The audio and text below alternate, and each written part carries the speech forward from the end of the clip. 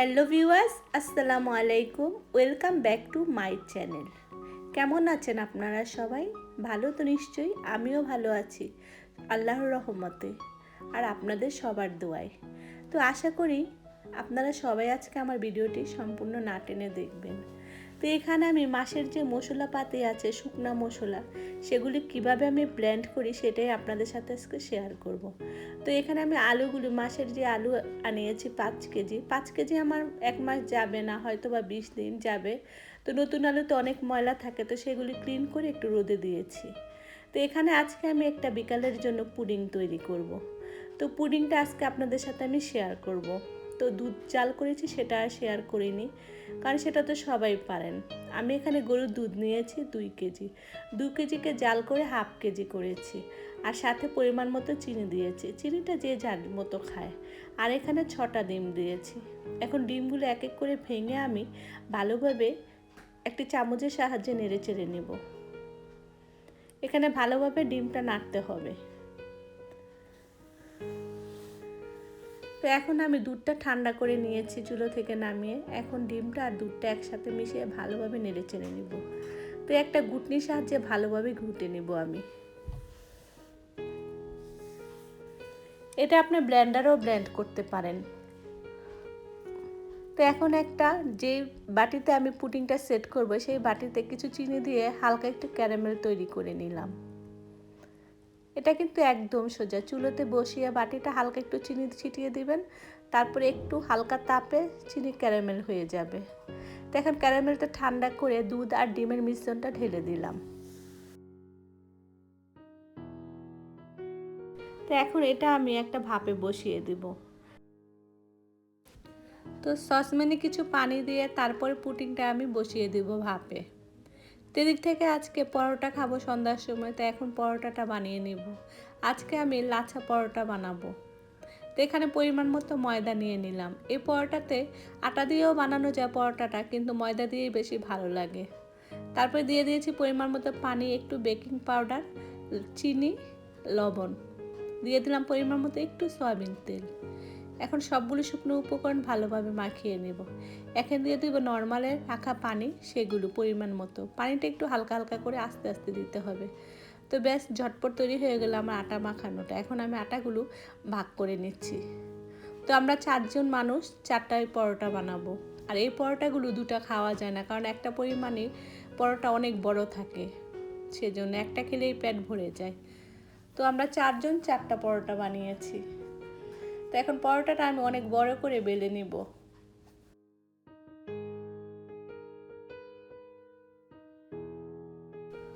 তো এখন দিয়ে দেবো পরিমাণ মতো ঘি। তো ঘি দিয়ে উপরে হালকা একটু শুকনো ময়দা ছিটিয়ে দিব।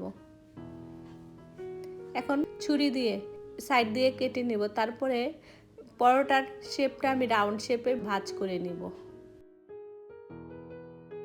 তো এইভাবে রেখে দিব 10 মিনিটের জন্য আমি রেস্টে।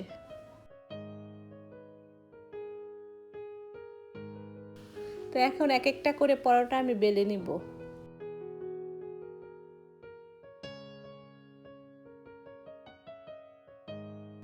পরোটাগুলো এখন আমি এক এক করে ভেজে নেব। তো ভাজার সময় এখানে বেশি তেল দেওয়া লাগবে না, হালকা তেল দিলেই হবে, কারণ আগে থেকে আমি ময়দা যে মেখেছি সেখানে আমি তেল দিয়েছি, আবার ঘি আছে, সেজন্য ভাজার সময় অল্প একটু তেল দিবেন।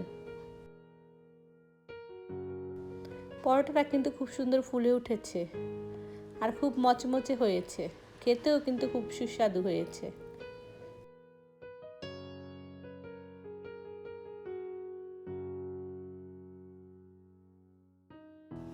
এই পরোটাটা চা দিয়েই অনেক বেশি মজা লাগে, আমরা চা দিয়েই খেয়েছি।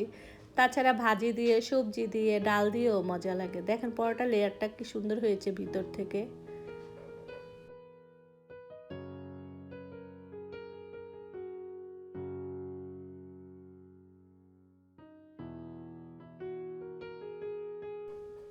আমার আবার সবসময় চা দিয়ে পরোটা খুব ভালো লাগে। তো এখন আমি এখানে মশলাগুলো সব এক এক করে ভেজে নিচ্ছি।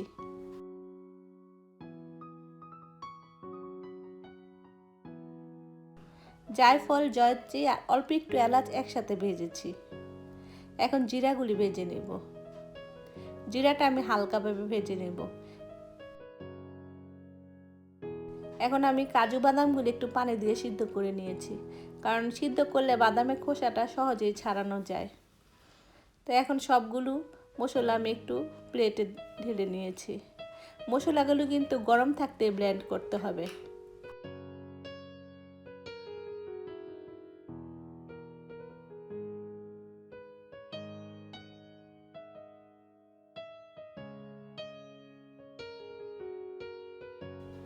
দেখেন মশলাটা কিন্তু খুব সুন্দর হয়েছে। এই মশলাটা তরকারিতে দিলে তরকারির স্বাদটা দ্বিগুণ বেড়ে যায়, অনেক সুন্দর একটা স্মেল আসে।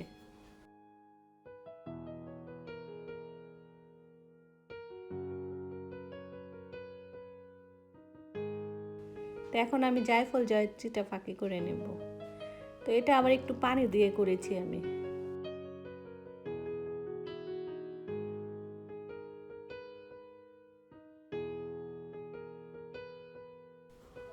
ও সরি, এটা জায়ফল জয়ত্রী ছিল না, এটা ছিল পোস্তদানা। কারণ পোস্তদানাটা একটু ভিজা ভিজা থাকে, তো এটা একটু পানি দিয়েই করতে, এটা শুকনা করা যায় না। তো এটা একটু পানি দিয়েই করেছি। এখন বাদামগুলো ব্লেন্ড করে নেবে। দেখেন সহজেই কিন্তু বাদামগুলো খোসা ছাড়ানো যাচ্ছে সিদ্ধ করাতে।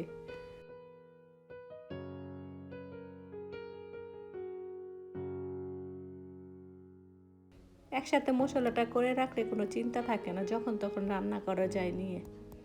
তাই আমি আবার সবসময় মাসের প্রথম দিক দিয়ে সবগুলো মশলা সব কিছু রেডি করে রেখে দিই 1 মাসের জন্য, আমার 1 মাস চলে যায়। তো এখন বাদামটা ব্লেন্ড করে নিচ্ছি।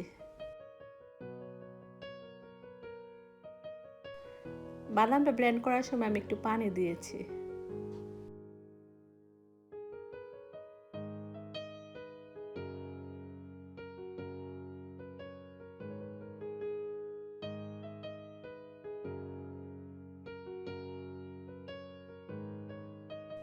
তো এখন ব্লেন্ডারের যে বড় জারটা আছে সেটার মধ্যে জিরাগুলো ফাঁকি করে নেব। জিরাটা হালকা ভেজেছি, বেশি ভাজলে কি কালো হয়ে যায়, সেজন্য আমি হালকা ভেজেছি। হালকা ব্রাউন কালার দেখা যাবে, এই কালারটা খুব ভালো লাগে। তো এখন সবগুলো বাটা মশলা আমার কিন্তু রেডি হয়ে গিয়েছে। এর থেকে জিরা ফাঁকিটাও হয়ে গিয়েছে।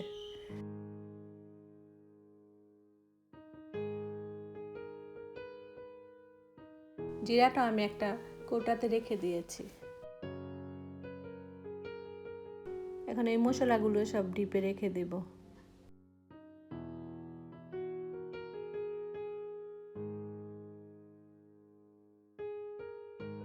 এখন হলুদ ফাঁকি, মরিচ ফাঁকি, ওই মশলাগুলো সব রেডি করব। সব ঢেলে নেব। সকালবেলায় কাজের মেয়েকে দিয়ে সবগুলো জার আমি ক্লিন করে রেখেছি। তারপরে ভালোভাবে শুকিয়ে এখন মুছে তারপরে সবগুলো মশলা এক এক করে ঢেলে নিচ্ছি।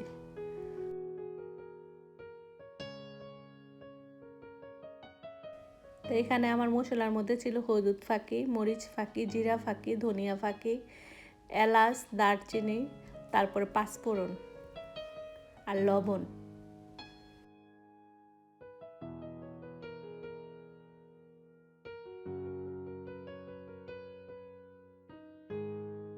সব কিছু ক্লিন থাকলে কিন্তু অনেক ভালো লাগে, আর সব কিছু বইমে ভরে রাখলে হাতের কাছে যখন তখন পাওয়া যায়, খুঁজতে হয় না, কাজ করতেও ঝামেলা কম হয়। তো মাসের প্রথম দিক দিয়ে আমি এই কাজটা করে নিই।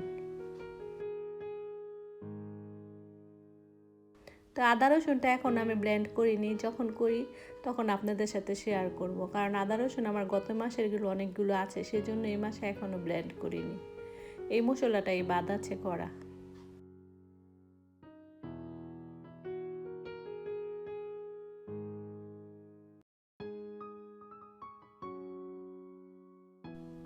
তো এখন সবগুলো কৌটা আমি কৌটার জারের মধ্যে সুন্দরভাবে গুছিয়ে রেখে দেব। আরএফএলের এই জারটা নতুন বের হয়েছে, এই জারটা কিন্তু খুব ভালো লাগে, অনেক সুবিধা। একটার ভিতরে সব রাখা যায়, আর হাতের সামনে সব একসাথে পাওয়া যায়, খোঁজাখুঁজি করতে হয় না। এটা আমি নিয়েছিলাম মেবি 210 টাকা দিয়ে, খুব ভালো, আর অনেক জায়গাও আছে জারটার মধ্যে।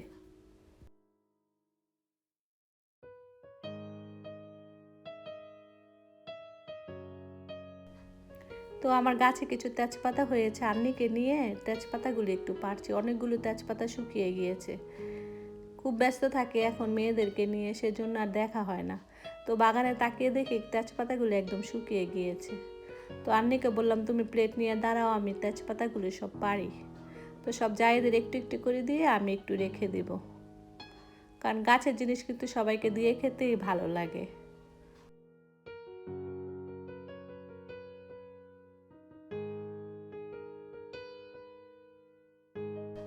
দেখেন আমাদের বুড়িটা, লক্ষ্মীটা, অনেক পাকা বুড়ি, অনেক পাকা পাকা কথা বলে। তো এখন আমি পুডিংটা তো নামিয়েছি চুলা থেকে, সেটার ভিডিও করিনি। তো পুডিংটা যখন হবে তখনই নামিয়ে ফেলবেন, এই 20-30 মিনিট লাগে। তারপর আমি একটু ফ্রিজে রেখেছি একটু শক্ত হওয়ার জন্য। তারপরে আমার পুডিংটা সেট হয়ে গিয়েছে, ফ্রিজ থেকে নামিয়ে দেখি। তারপরে একটা প্লেটে আমি ঢেলে নিলাম। দেখেন পুডিংটা কিন্তু খুব সুন্দর হয়েছে। এখন পুডিংটা আমি কেটে সব ছেলে মেয়েদেরকে দিব খেতে। দেখেন খুব সুন্দর হয়েছে, খুব সফট হয়েছে পুডিংটা। তো এখানে কিছু মিষ্টি ছিল, আর আমি পাস্তা রান্না করেছি সেটা আর শেয়ার করিনি। তো পুডিংটা পরের দিন খেয়েছি, আগের দিন পরোটা খেয়ে সবার পেট ভরে গিয়েছিল। তো বাচ্চারা বলছে আম্মু পরের দিনই পুডিংটা খাবো। তো আজকে পুডিংটা খেলাম বিকালে নাস্তার সাথে। তো ভিউয়ার্স, আজকে আর ভিডিওটি বাড়াবো না। আজকের ভিডিওটি যদি ভালো লেগে থাকে তাহলে অবশ্যই লাইক দিবেন, আর আমার চ্যানেলটিকে সাবস্ক্রাইব করবেন, আর আমার ফেসবুক পেজটি ফলো করবেন। আজকে এ পর্যন্তই। সবাই ভালো থাকবেন, সাবধানে থাকবেন। আল্লাহ হাফেজ।